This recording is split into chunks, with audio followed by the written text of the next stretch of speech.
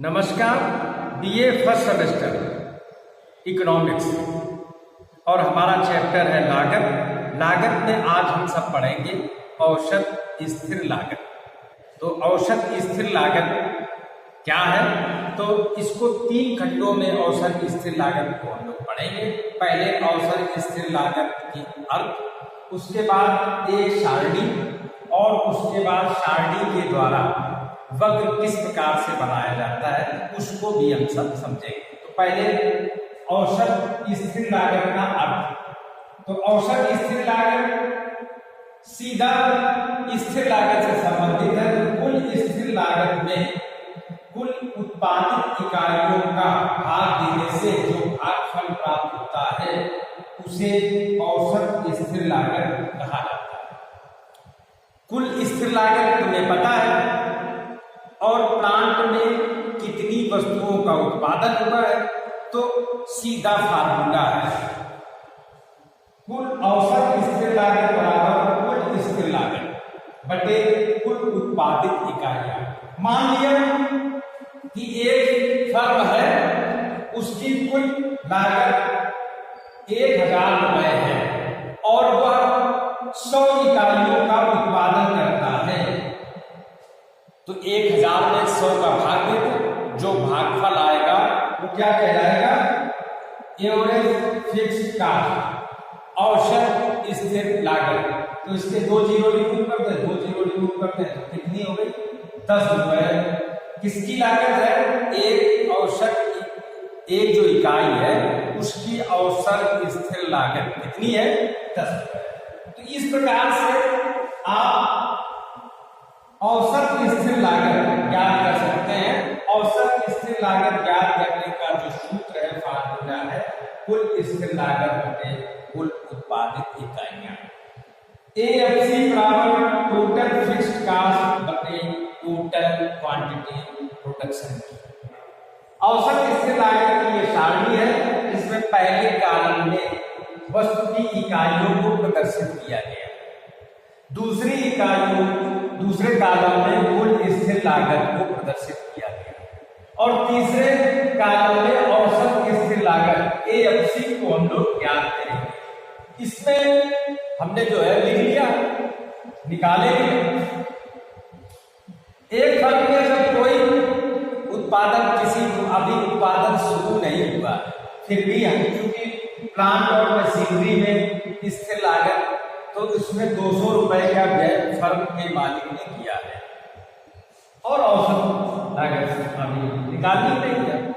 फिर उसके बाद क्या होता है कि प्लांट में पहली इकाई का उत्पादन किया जाता है। कुल स्थिर लागत क्योंकि स्थिर रहती है तो 200 है।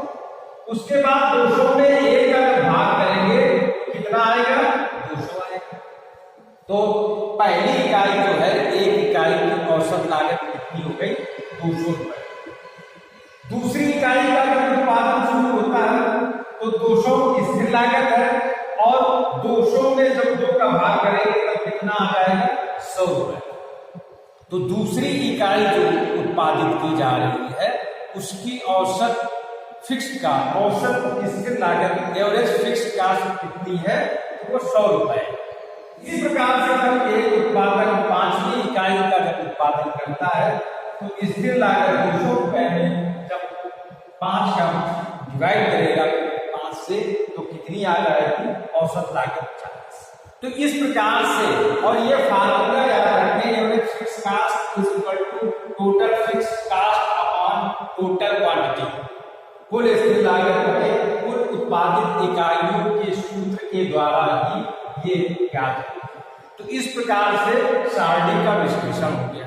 यदि ये क्वेश्चन लॉन्ग आंसर में पूछा जाए, दीर्घ उत्तरीय प्रश्न आ जाए, तो इसमें वक्र का भी हम विश्लेषण करेंगे। तो वक्र किस प्रकार से बनाएंगे? तो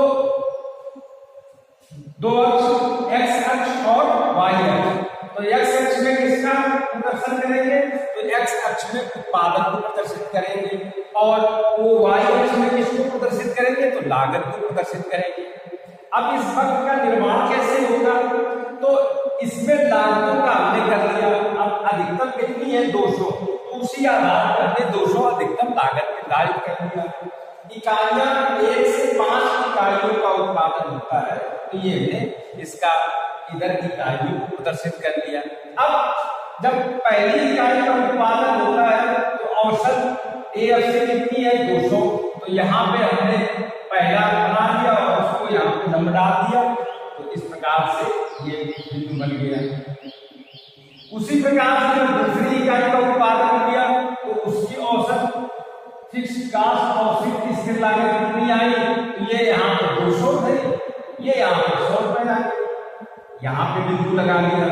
इसी प्रकार से जब तीसरी इकाई का तो उसका छाछा आ गया, ये बिंदु यहाँ पर हो गया, और अगला है 50 आ जाएगा और 5वीं की 40 आ जाएगा, और अंत में क्या करेंगे, इन सारे बिंदुओं को मिला देंगे, तो इस प्रकार का एक वक्र हमें प्राप्त हो जाएगा।